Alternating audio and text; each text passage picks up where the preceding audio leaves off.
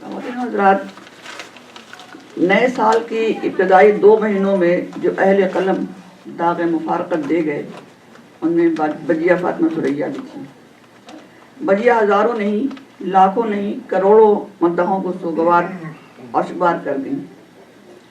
امریکہ میں بھی ان کے مداحوں کی کثیر تعداد ہے، موجود ہے. ابھی علی شعیب حسن صاحب یہاں موجود ہیں. شعیب، تم آؤ اور کچھ بجیہ کے بارے میں بتاؤ. بجیہ بہت قداور شخصیت تھی. بجیہ بہت باہمت خاتون تھی. یہ جو بہت کا لفظ میں استعمال کر رہا ہوں نا، یہ بھی ان کے لیے کم تھا. اس کا میں ذکر آپ سے بعد میں کروں گا کہ کیوں میں کہہ رہا ہوں. بجیہ کو ٹی وی کے حوالے سے تو میرا خیال کوئی بھی ایسا نہیں ہوگا جو نہیں جانتا ہوگا. بجیہ نے 1966 میں ٹی وی کا سفر شروع کیا، اور یہ سفر بھی بہت ڈرامائی انداز سے شروع کیا.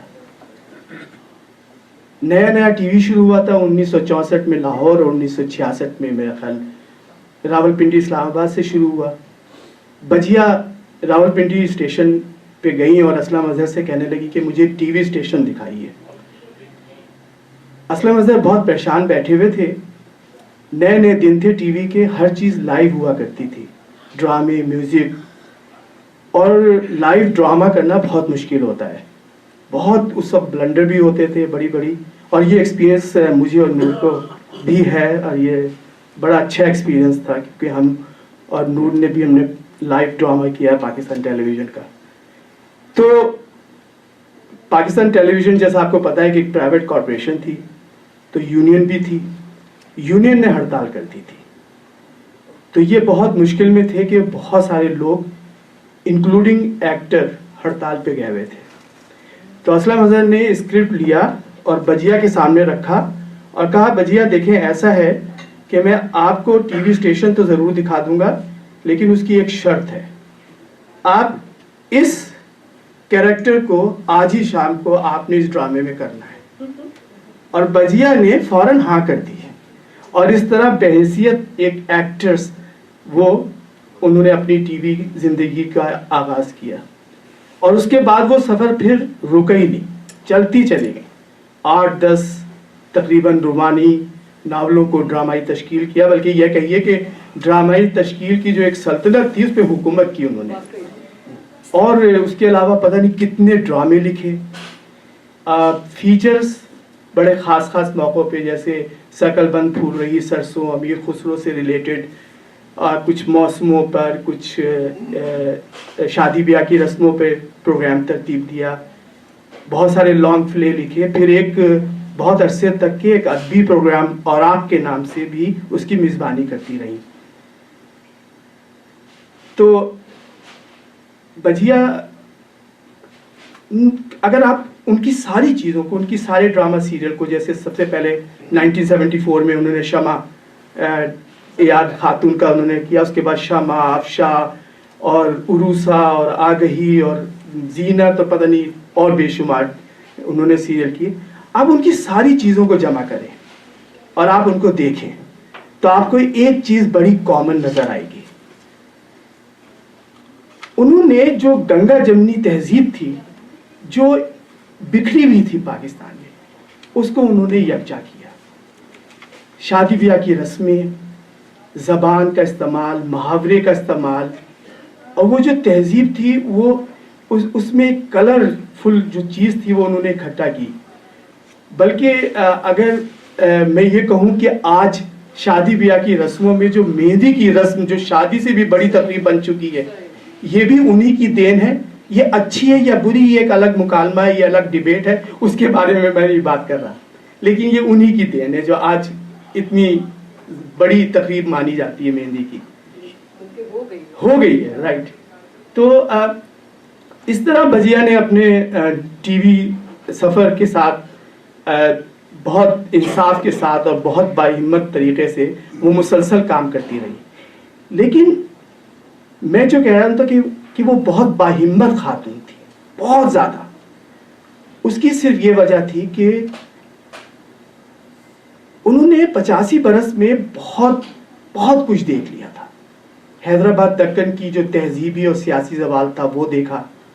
پھر ایک بے سر و سامانی کی ہجرت حیدرآباد دکن کی محفوظ حویلی سے نکل کر بالکل کھلے آسمان کے ٹینٹوں میں اپنی زندگی شروع کرنا, جو کیمپ سے 10 بھائی بہن اور ان میں سب سے بڑی, اور بہت ہی ینگ ایج میں ان کے فادر کا انتقال ہو گیا. تو بجیا جو تھیں وہ اپنے بڑے بھائی بہنوں کی میں سب سے بڑی تھی, اور وہ ذمہ داری انہوں نے اپنے سر اٹھا لی.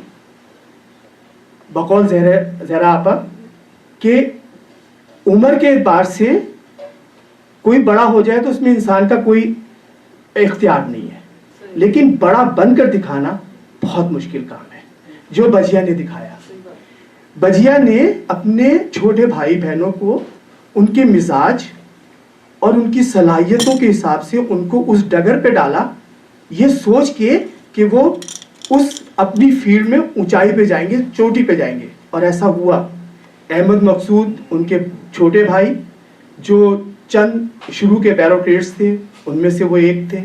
فارسی, اردو, عربی, انگریزی سب زبانوں پہ عبور. پھر ان کی ایک بہن ہے, اللہ میاں ان کو زندگی دے, سغرا باجی. سغرا باجی کو سینے سلانے کا بہت شوق تھا.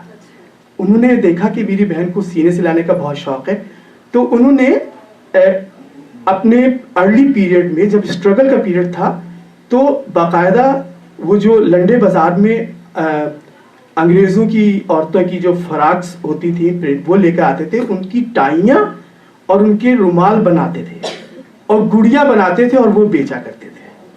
اور وہاں سے انہوں نے وہ سفر شروع کیا سغرا باجی کا, اور آج سغرا باجی عورتوں کے کپڑوں کی فیشن ڈیزائننگ کی آئیکن ہے.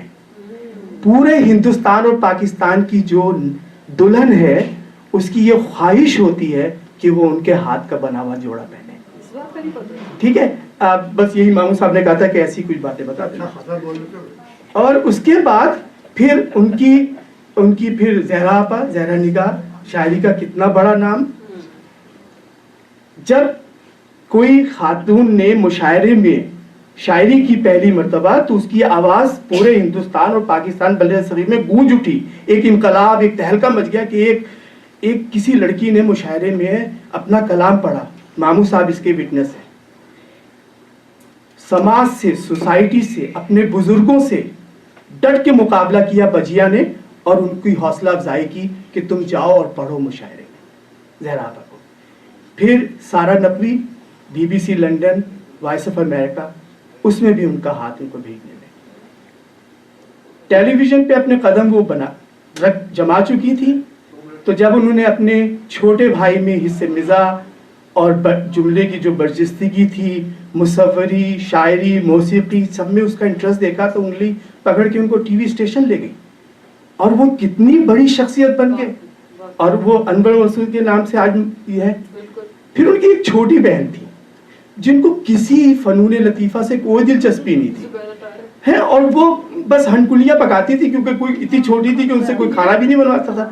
تو ان کا شوق دیکھ کے انہوں نے ان کو اس طرف لگایا, اور آج دیکھیے کہ کوئی مزاحیہ کوئی پروگرام ہو, کوئی سیریس ٹاک شوز ہوں آج کل جو ہوتے ہیں, ان میں ہر جگہ ایک لیجنڈ, ایک آئیکن کے طور پہ, ایک مثال کے طور پہ زبیدہ آپا کا نام جو ہے وہ لیا جاتا ہے.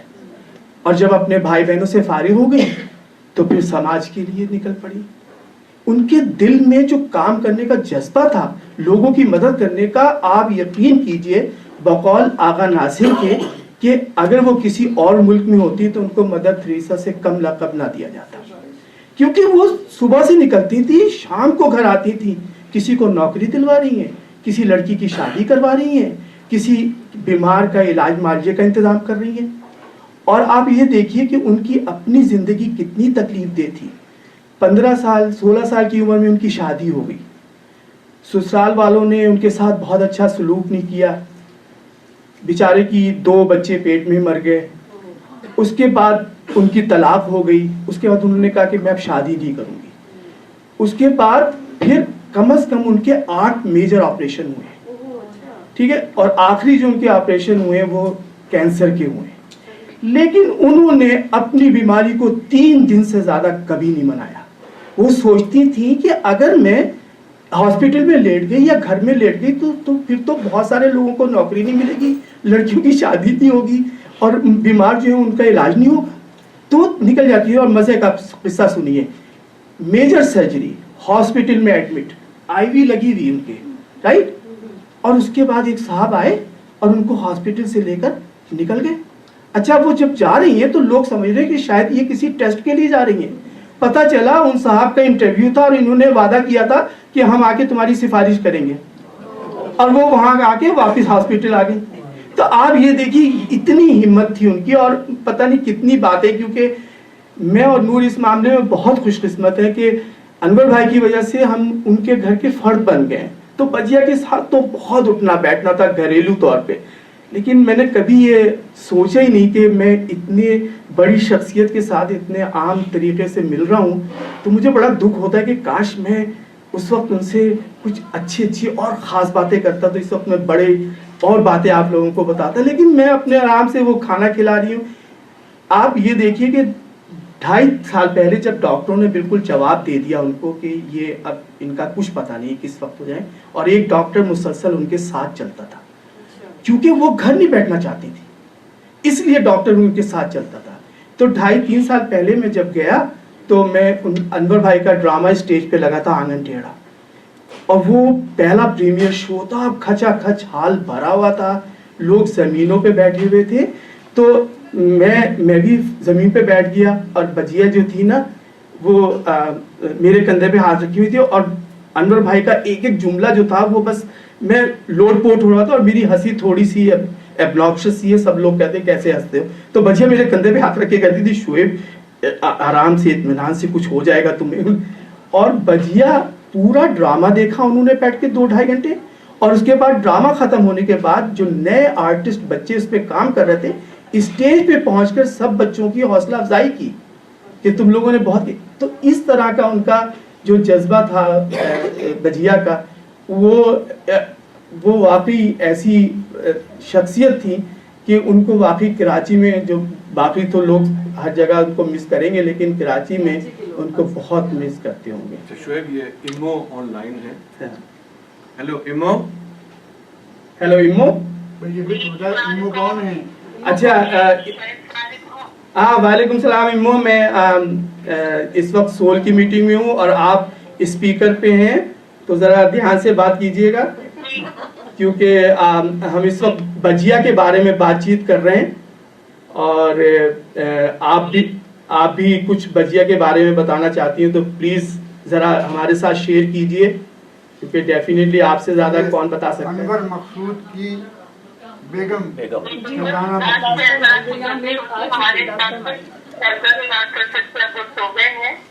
اور میں آپ لوگوں کے ساتھ 2 مہینے پہلے اسی دن یہاں پر تھی, بلکہ ابھی سوچی رہی تھی تو ان کا فون آ گیا. بجیا کا آپ مجھ سے پوچھ رہے ہیں تو کیا میں تو گھر والی ہوں بالکل, لیکن ان کی زندگی عجیب تھی. تو انہوں نے 24 گھنٹے میں 72 گھنٹے جی لیے تھے, ایک دن میں 4 دن جی لیے تھے, 1 سال میں 14 سال جی لیے تھے. اتنا کام کیا تھا اور ہر ایک کے کام نہیں تھی. کبھی انہوں نے یہ نہیں کہا تھا کہ رات ہے تو اس سے کام نہیں ہوگا, تو صبح ہے ارلی ہے تو میں کام نہیں کر سکتی. جس وقت جس کو کام تھا وہ اسی وقت تیار ہو جاتی تھی اور چل پڑتی تھی. اب تو دیکھتی کہ اسپتال سے انہیں لوگ اٹھا کے لے گئے اپنے کام کرانے کے لیے, اور وہ کر دیتی تھی کام. کچھ کام ہو, کوئی سفارش ہو, کسی کا داخلہ ہے, کسی کی شادی ہے, کسی کا رشتہ ہے, کسی کو کوئی کام ہو اور بجیا سامنے آ جاتی, کام آسان ہو جاتے تھے. ان کو اللہ میاں نے وہ طاقت دی تھی, وہ عزت دی تھی. اور اس شہر میں ابھی جیسے شعیب آپ لوگوں سے کہہ رہے تھے کہ کراچی میں ان کو مس کیا جائے گا بہت خاص کر کے. ظاہر بات ہے کراچی میں تو کریں گے, ہم لوگوں کو بہت ضروری تھا انڈیا جانا, اندر کا وہاں لیکچر تھا. لیکن یہ حال ہے کہ ہم صبح اٹھتے ہیں, اس وقت بھی اتنے دن ہو چکے اور شام تک ابھی تک تعبیت ہو رہی ہے. ہر کوئی کبھی جسے ہم جانتے ہی نہیں تھے ایسے سے لوگ ہمارے گھر آئے, وہ منسٹر ہوں کہ کوئی بڑے سے بڑا عہدہ ہو, چھوٹے سے چھوٹا عہدہ ہو, कोई आदमी हो वो हमारे घर जरूर आया है। सबसे जब हम वापस पहुंचे यहाँ तो बच्चियां की ताजियत करने के लिए, और कहाँ कहाँ से लोग आए हम आपको पता नहीं चलता, हमें नाम नहीं पता उनका होता नहीं पता नहीं चलता है कि इससे बड़े आदमी से क्या लोग उनसे मिलने के लिए बाहर लाइन लगाए खड़े तो बच्चियां के लिए आते ताजियत करने के लिए। ऐसे ऐसे लोगों के साथ हम लोग को मुलाकात इस जमाने में हुई है, हर एक हमें याद करता है। हम लोग तो करते ही हैं, खानदान वाले तो करते ही हैं, लेकिन पूरा शहर पूरा मुल्क पूरे उर्दू जानने वाले लोग हमें याद करते हैं। अच्छा इम्मो, आज आप लोगों के साथ इम्मो एक बात बताइए, आपका आपकी तो वो नन थी, तो कोई नन भावच का कोई मसला तो नहीं था? नहीं, उसके लिए तो कोई रिश्ता नहीं होता था। उसके लिए हर रिश्ता था वो एक लम्हा होता था जो जिसकी जरूरत होती थी वो मौजूद होती थी। उन्होंने रिश्ते की कोई अहमियत नहीं दी थी कभी। तो एक बड़ी मजे की बात है आपको बताऊं, अगर जरा सा रेडियो पे टीवी पे सुना आ जाती थी तो ये कोई समंदर में तूफान आने वाला है तो सबसे पहले हमारे घर फोन करते थे कि हम समंदर के सामने रहते हैं, तो कहते थे सबसे सामान छोड़ दो और फौरन भागो और मेरे घर से पहुंच जाओ। तो हम लोग पहुंचते थे तो हम जाए कैसे, आसान थोड़ी मौत आती तो आगे थे, जैसे थोड़ी घर छोटे भागते थोड़ी देर में खुद आ जाती थी। और जो भी कहती थी तो तुम लोग आए क्यों नहीं, यहाँ आप लिखते घर के चार दोनों को लगा जाती थी कि ये तो नहीं आए, चलो मैं अपना काम कर जाऊँ। अभी आप कहीं भी जा रहे हो हम विद्यार्थी के घर तुम्हारे की बच्चियाँ आ गई, अभी कहीं बुला रही थी सामान को छोड़ के आ जाओ और हम लोग बिल्कुल रिलैक्स है। तो फिर बस व्यापार देखती थी, व्यापार का मतलब जो हम लोग समझते हैं ये था तो कुदरत फिर वो मानते थे तो अल्लाह ने अच्छा कर दे। तो और वो वाकई समंदर में यहाँ से समझ आता है। हम लोग जब इस तरह से होता है कराची तो वो बचा लेते हैं, पता नहीं कैसे अल्लाह ताला बचा लेते हैं। अभी कराची का बचाना उसका फाजिल होता है, बच्चियाँ ये उसकी शहीद होती है जरूर, क्योंकि वो यहाँ हर जगह लगा जाती है आके। तो हमसे वो कभी शिकायत नहीं थी तो तुम लोग मेरा कहना नहीं मानते या बातें सुनते या अंदर जो बातें कर रहे हैं अंदर जो लिखते हैं वो चीज़ें हमें अच्छी लगती है कि नहीं लगती है, तो दुआ देखती थी। और ये भी अल्लाह के सामने हमेशा कहती थी, अल्लाह ने इतनी इज्जत देती है हम सबको, बस इसी का शुक्र अदा करती थी हमेशा। कोई नंद भावज या बेटी या दामाद या कोई कोई रिश्ता ऐसा नहीं था। सबसे उस औरत का ना अपनी औलाद थी, ना अपना शौहर था, ना अपना घर था। तो हमारे रिश्ते की तो बहुत इज्जत थी वो। अच्छा हमारे लिए भी और मेरे ख्याल में सबके लिए। इम्मो बहुत बहुत शुक्रिया आपका, बहुत अच्छा लगा आपसे बात करके। शुक्रिया आपका। बातें बजिया की हो रही हैं और मैंने सोचा कि थोड़ा सा तबरुक मैं भी हासिल कर लूँ इस महफिल का।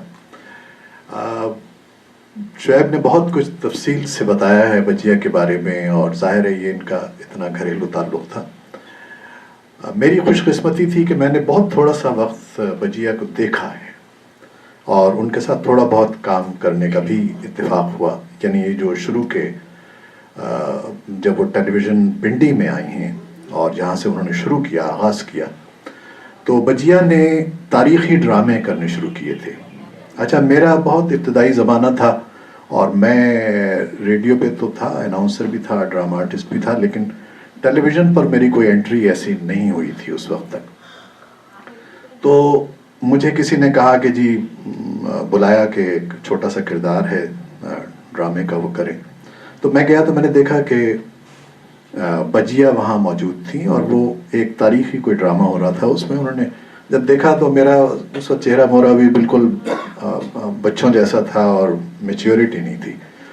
तो उन्होंने क्या किया कि मेरे वो दाढ़ी लगा दी, आवाज़ ठीक थी तो दाढ़ी लगा के और कुछ मूछे और कोई एक ऐसी किरदार था, मुझे याद नहीं रहा, लेकिन वो उन्होंने कहा कि बेटा ये तुम वो टोपी पहन ली और वो गाउन सी पहन ली और मैं वो तारीख़ी एक दो जुमले थे वो बोले।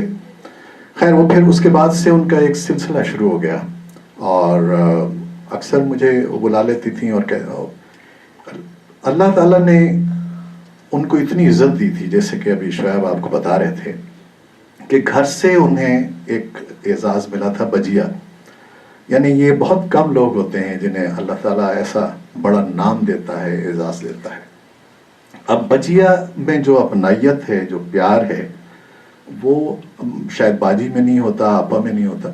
ان کو ساری دنیا جو تھی بجیا کہتی تھی.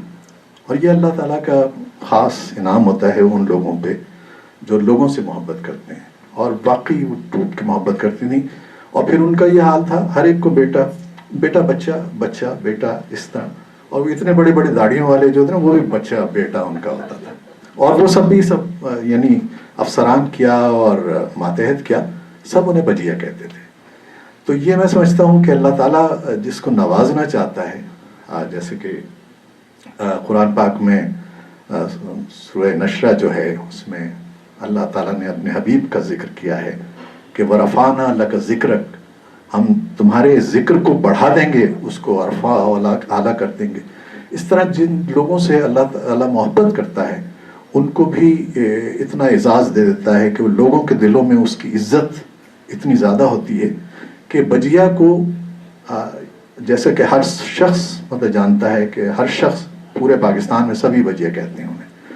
اور میں نے دیکھا کہ وہ جیسے ابھی شعیب کہہ رہے تھے کہ انتھک محنت کرتی تھی.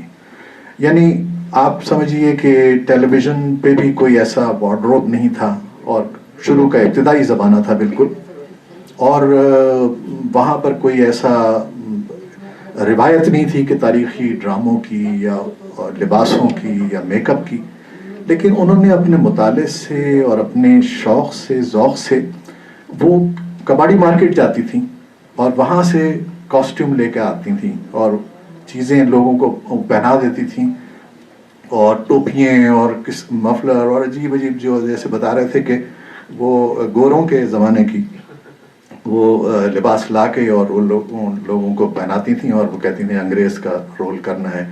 اسی طرح اچھا وہ کبھی بیٹھتی نہیں تھیں, مطلب یہ کہ ان کو آپ صبح, حالانکہ وہ رائٹر تھیں, وہ کہہ سکتی تھیں کہ جی میں بس ڈرامہ میں نے دے دیا, اب آپ جو مرضی جس طرح کریں. لیکن وہ ڈائریکٹر بھی تھیں, وہ پروڈیوسر بھی تھیں, وہ میک اپ آرٹسٹ بھی تھیں. میک اپ میں کھڑی ہوتی تھیں, عورتوں کے بال بنوا رہی ہیں اور ان کو دوپٹے ان کے صحیح کروا رہی ہیں, اور پھر مردوں کا داڑھی اس طرح کی بنانی ہے اور اس پہ جبہ ایسا پہننا ہے. تو میک اپ رومیں بھی موجود ہوتی تھیں. تو تھوڑی دیر میں دیکھو تو بجیا جو ہے نا سیٹ پہ موجود ہوتی تھیں.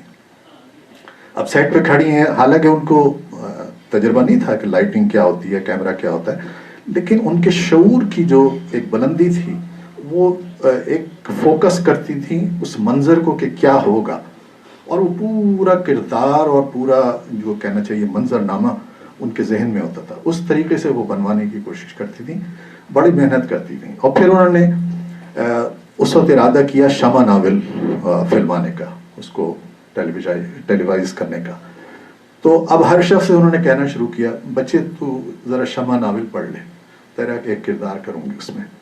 ہر بندے کو انہوں نے وہاں پنڈی پہ کہہ دیا کہ شمع ناول پڑھ لو. سب نے پڑھنا شروع کر دیا شمع ناول, کہ جی وہ چونکہ اس میں کیریکٹر بہت تھے, ہمیں بھی دے دیا کہ آپ شمع ناول پڑھو. وہ خیر اتنا موٹا ہے ناول, میں کہاں پڑھ سکتا تھا, تو میں نے تھوڑا سا پڑھا. لیکن اب وہ کیا ہوا کہ ٹیلی ویژن جو پنڈی کا تھا اسے ڈکلیئر کر دیا گیا کہ یہ صرف نیوز کا سینٹر ہوگا, اور لاہور کو میوزک کا سینٹر بنا دیا گیا, اور کراچی جو تھا وہ ڈرامے کا سینٹر.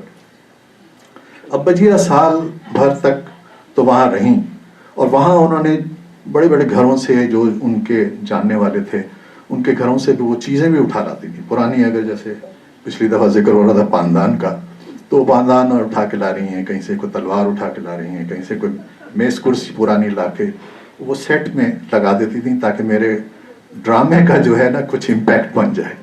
یہ ان کی محنت تھی اور وہ کرتی رہتی. اچھا وہ سال ڈیڑھ رہ کے وہ کراچی چلی گئیں. اب بیچارے جنہوں نے شمع ناول پڑھا تھا وہ پریشان کہ یار اب بجیا ادھر چلی گئی, اب ہمیں کردار کون دے گا.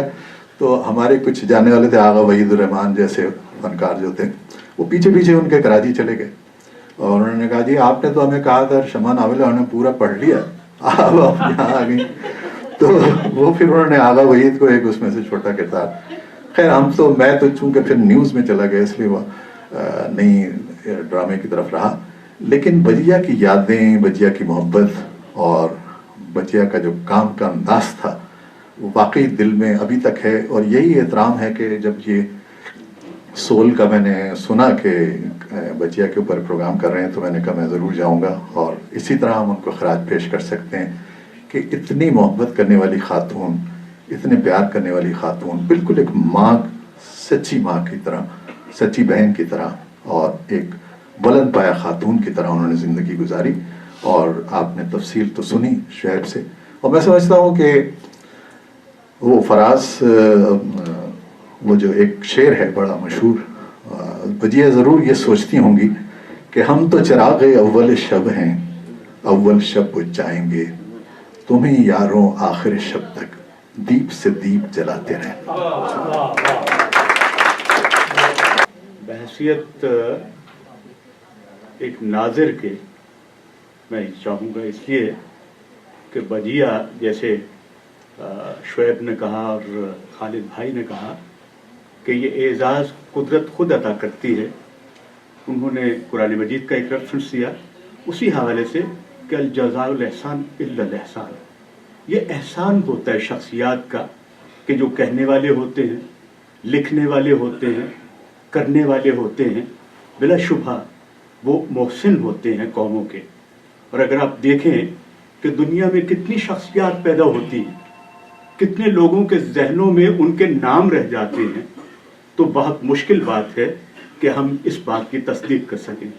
लेकिन वो लोग जो हर्फ, लफ्ज़ और कहे हुए की हुर्मत को जानते हैं और पहचानते हैं, और जो लोगों को मुंतकिल करते हैं एक वैल्यूज़ की शक्ल में, और वो हदफ रखा होता है उन्होंने इंसान के लिए कि वो इंसानी शख्सियत की ताबीर करेंगे, खा वो ड्रामे के हवाले से हो, खा वो नावल के हवाले से हो, खा वो कहानीकार हों। वो जब कुछ कहते हैं, जब कुछ करते हैं, यकीनन मैं समझता हूँ कि इंसानों की गर्दनों पे उनका एहसान होता है। और आज हम अपनी मोहसिना को यकीनन जो खराज पेश कर रहे हैं वो उसी आयत की तफसीर है कि हल जज़ाउल एहसान इल्लल एहसान। एहसान करो, एहसान का बदला यकीनन एहसान ही है। हमने अपने ज़माने में जिन शख्सियात को रुखसत होते हुए देखा है, और फिर हमारी आँख भी यकीनन नमनाक होती है, हमारे अल्फाज में भी वो ये कह लें कि एक ताज़ियती अंदाज होता है, तो वो कि वो कहते हैं ना कि आया तो साथ हिज्र की रातें लिए हुए, रुखसत हुआ तो अंजुम महताब ले गया। और एक और शेर कि जाने वालों की कमी पूरी कभी होती नहीं, आने वाले आएंगे फिर भी खला रह जाएगा। ये खला पुर करना जो है वो यकीनन बहुत मुश्किल बात है। और मैं समझता हूँ कि ऐसी शख्सियत को याद रखना यकीनन अपनी तारीख़ को, अपनी हैसियत को और अपने अदब को और हर चीज़ को याद करने के मुतरादिफ है। बहुत शुक्रिया। अब हम शायर माह रवां की हैसियत से रज़िया फसीह अहमद से गुजारिश करते हैं कि अपना कलाम सुनाएं। अब मैं आपको अपना कुछ कलाम सुनाती हूँ। आपने एक शेर मीर का सुना होगा, चमन में हम भी जंजीरी रहे हैं, चमन में हम भी जंजीरी रहे हैं, सुना होगा कभी शेवन हमारा। ये मीर तक़ी मीर का शेर है, तो मैं भी कुछ अपने शेर जंजीर पे सुनाती हूँ। जंजीरी शेर समझ लीजिए उन्हें। डर जाओगे जब आंख से देखोगे ये मंजर, डर जाओगे जब आंख से देखोगे ये मंजर, जंजीर के हलकों को हवा खोल रही है। डर जाओगे जब आंख से देखोगे ये मंजर, जंजीर के हलकों को हवा खोल रही है। और जब यहाँ पर दुनिया में ऐसी वो चली थी, इनकलाब के नारे लग रहे थे और लोग कह रहे थे कि बहुत जल्द ये सारे चीज़ें हुकूमतें ख़त्म हो जाएंगी, तो उस वक्त ये शेर हुआ। और एक शेर वो भी जंजीर के बारे में है।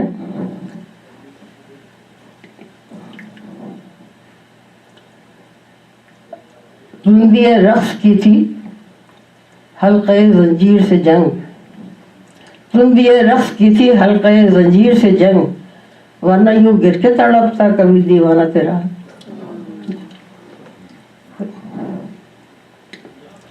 अब चंद मेरी गज़लें जो है खासी मुश्किल अल्फाजों में इस्तेमाल किए हैं और कुछ है जो आसान सी हैं, तो अब मैं कौन सी सुनाऊँ आपको? Excuse me. तो मैं गज़ल सुनाती हूँ। उतरती शाम का मंजर तो देखो, उतरती शाम का मंजर तो देखो, कभी दिल के मेरे अंदर तो देखो। मैं अपनी तबीयत खासी खराब।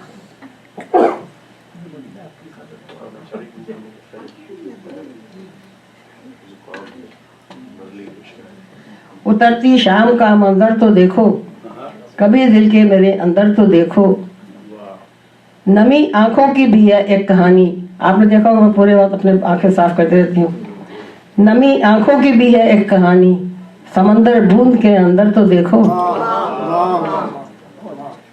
नमी आंखों की भी है एक कहानी, समंदर बूंद के अंदर तो देखो। और एक शेर जो छोटे जहन के लोगों के लिए है, जो कि यहाँ नहीं है।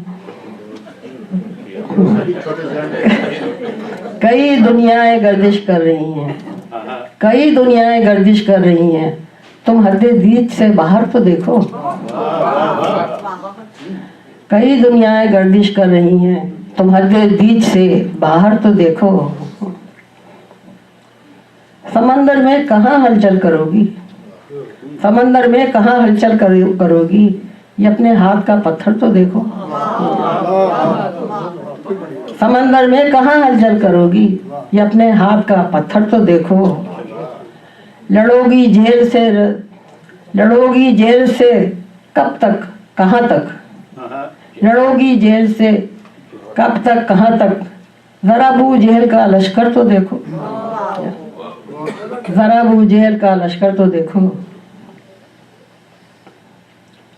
अजब सी शख्सियत पाई है उसने, अजब सी शख्सियत पाई है उसने, कभी रजिया से तुम मिलकर तो देखो।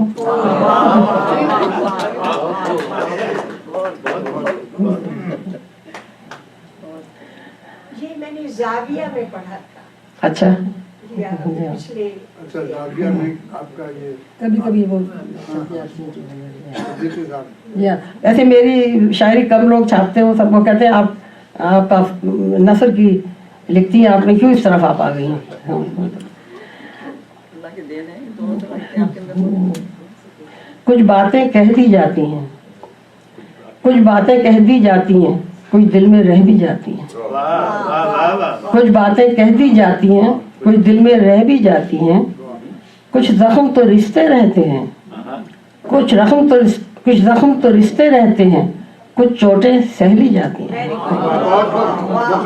ये सारा सेल मुमतना है बिला कुछ जख्म तो रिश्ते रहते हैं, कुछ चोटें सह ली जाती हैं। कुछ यादें फूलों जैसी हैं,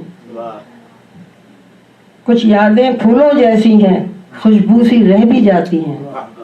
कुछ यादें वक्त की लहरों में चुपके से बह भी जाती हैं। कुछ यादें वक्त की लहरों में चुपके से बह भी जाती हैं। जो ख्वाबों की मिट्टी से उठे, जो ख्वाबों की मिट्टी से उठे, दीवारें ढह भी जाती हैं। जो ख्वाबों की मिट्टी से उठे, दीवारें ढह भी जाती हैं। कुछ बातें हैं ना कहने की, पर रदियां कह भी जाती हैं।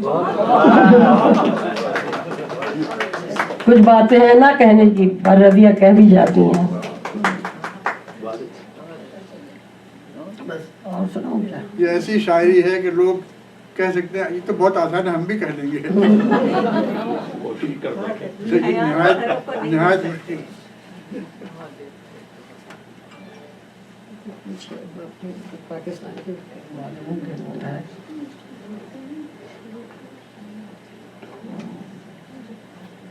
दिलदाद शेर ये हिम्मत कहाँ से लाएं? दिलदाद शेर ये हिम्मत कहाँ से लाएं? असरे सितम को ढाएं, ये ताकत कहाँ से लाएं?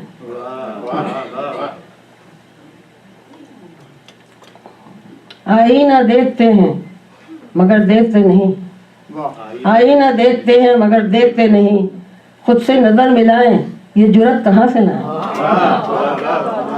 آئینہ دیکھتے ہیں مگر دیکھتے نہیں, خود سے نظر ملائیں یہ جرت کہاں سے لائیں. جتنے بھی تھے گواہ وہ سب قتل ہو گئے, جتنے بھی تھے گواہ وہ سب قتل ہو گئے, اب آپ ہی بتائیں شہادت کہاں سے لائیں. نہ مدعی نہ شہادت حساب پاک ہوا, یہ خون خاک نشینہ سر اس کے خاک. ہاں اس کے خاک بہت عمدہ, بہت عمدہ, بہت عمدہ, کیا بات ہے. جتنے بھی تھے گواہ وہ سب قتل ہو گئے, اب آپ ہی بتائیں شہادت کہاں سے لائیں. بازار اہل علم نے کیا کیا سجا لیے, بازار اہل علم نے کیا کیا سجا لیے, جو ہے علم علم کی اجرت کہاں سے لائیں, جو ہے علم کی اجرت کہاں سے لائیں. درد تو سب تھے لادوا, حرف دعا تھا حوصلہ, درد تو سب تھے لادوا, حرف دعا تھا حوصلہ, جھک کے میرے طبیب نے مجھ سے کہا تھا حوصلہ. شام کی ڈھلتی دھوپ نے دی تھی تسلیاں مجھے, شام کی ڈھلتی دھوپ نے دی تھی تسلیاں مجھے, شاخ سے گرتے پھول نے مجھ سے کہا تھا حوصلہ, شاخ سے گرتے پھول نے مجھ سے کہا تھا حوصلہ. تیز ہواؤں کے بھنور اس کو نہیں گرا سکے, تیز ہواؤں کے بھنور اس کو نہیں گرا سکے, ننھے سے اس پرند کے دل میں چھپا تھا حوصلہ. اور اسی سے متعلق یہ شعر ہے, تیرے قضا کے وار پر جان کی بازی ہار دی, تیرے قضا کے وار پر جان کی بازی ہار دی, گرتے ہوئے بھی خون سے لکھتا گیا تھا حوصلہ, گرتے ہوئے بھی خون سے لکھتا گیا تھا حوصلہ. رضیہ کی ہجرتوں میں بھی رخت سفر تھی ہمتیں, رضیہ کی ہجرتوں میں بھی رخت سفر تھی ہمتیں, درد کے قافلوں میں بھی بانگے درا تھا حوصلہ. اس کے ساتھ ہی آج کا اجلاس اپنے اختتام کو پہنچا. اجلاس کی صدر سے گزارش کرتی ہوں کہ وہ اپنے کلمات خیر کے ساتھ آج کی برخاست ہونے کا اعلان فرمائیں. آپ سب کی تشریف آوری کا بہت بہت شکریہ. میں شکریہ ادا کرنا چاہتی ہوں نغمی صاحب کا اور آپ سب لوگوں کا کہ یہاں تشریف لائے اور مجھے سنا. اور میری طبیعت ٹھیک نہیں تھی, اور مگر نغمی صاحب اس طرح کہتے ہیں کہ بھائی فلاں دن سون کا جلسہ ہے اور آپ کو آنا ہے, تو میں نے ان سے کہا تو آپ تو بالکل آخری بات کہہ دیتے ہیں, تو کہنے لگے ہاں میرا طریقہ واردات یہی ہے. ہاں میری طبیعت ٹھیک نہیں تھی, لیکن اب نغمی صاحب نے ایک اور چال چلی اور مجھ سے کہا کہ جلسہ تو ہو ہی رہا ہے آپ ہی کے لیے. انہیں خیال تھا کہ اب تو آئی جائیں گی یہ, تو اور یہی ہوا کہ میں آگے, حالانکہ میں ویسے بھی آتی, لیکن انہوں نے میرے کہا کہ نہیں آپ کو اپنا افسانہ بھی پڑھنا ہے اور آپ کو شاعری بھی سنانی. تو آپ نے دیکھا ہی ہوگا کہ میری طبیعت زیادہ صحیح نہیں ہے. تو شکریہ. میں ایک لطیفے پر اس اجلاس کا اختتام چاہتا ہوں. آپ کو لینا ہے. ہاں, رضیہ فصیح احمد شکاگو میں تھی, تو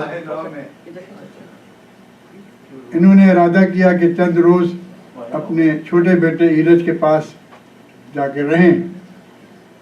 تو نیو یارک میں سبیہ صبا ٹیلی فون پر ان کو مشورہ دینے لگی, کہنے لگی کہ رضیہ آپا آپ جا رہی ہیں واشنگٹن, تو وہاں ایک صاحب ہے ابوالحسن نغمی, ان سے ضرور ملیے گا, بڑے کام کے آدمی ہیں اور یہ بات بھولیے گا نہیں. خیر یہ آئیں, ان سے تعارف حاصل ہوا, ملاقاتیں ہوتی رہیں. تو ایک دن سبیہ نے ان سے ٹیلی فون پر باتیں شروع کی. انہوں نے ان سے کہا کہ بھئی یہاں واشنگٹن میں ایک صاحب ہیں ابوالحسن نغمی, ان سے بہت لطف ہے اور بہت زیادہ وہ کام کے آدمی ہیں. تو سبیہ نے کہا جی رضیہ آپا بالکل آپ جیسے کہہ رہے ہیں وہ ایسے ہی ہیں, بلکہ اس سے بھی زیادہ بڑھ کے ہیں اور بہت ہی خوبیوں والے آدمی ہیں. اچھا تو کیا آپ بھی انہیں جانتی؟ اب سبیہ صاحبہ نے جو جواب دیا ہے وہ یادگار ہے. کہنے رضیہ آپا یہ جانتا آگے تو لٹاتا نہ گھر کو میں. بہت ہی بھولی بھولی خاتون ہے اور بالکل کچھ بھی مطلب دنیا کی جو چالاکیاں ہیں وہ ان کو نہیں آتی ہیں. ایک دن کہنے لگی کہ رات کو میں آپ کے پاس قمر علی عباسی کا فون نمبر ہے؟ میں نے کہا جی ہاں ہے. تو بلکہ میں نے کہا میں ایسا کرتا ہوں کہ یہ ٹیلی فون جو ہے یہ 3 وے کالنگ کا ہے تو ہم تینوں بات کر لیں گے. نیو یارک میں وہ قمر علی عباسی، ادھر میں ورجینیا میں اور میری لینڈ میں آپ تینوں بات نہیں کریں. ان کا ٹھیک ہے. میں نے نمبر ملایا 3 وے کالنگ پر. اچھا یہ بہت زیادہ باتیں کرنے کے موڈ میں تھی، مجھے نیند آ رہی تھی تو میں نے مائکرو فون پر اس طرح سے ٹک ٹک ٹک ٹک کیا.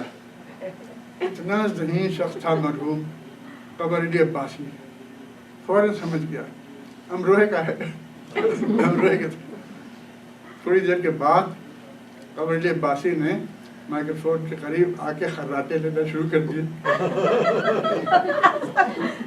تو یہ کہنے لگی یہ خراٹے کون لے رہا ہے؟ بیچارے نقوی صاحب تھک کے سو گئے. انہوں نے فوراً یقین کر لیا کہ ٹھیک ہے پھر گفتگو کو ختم کرنا چاہیے. یہ واقعہ بھی مجھے بالکل بہت ہی میں سوچ رہی ہو سکتا ہے نغمی صاحب کسی اور کا نام میری جگہ لے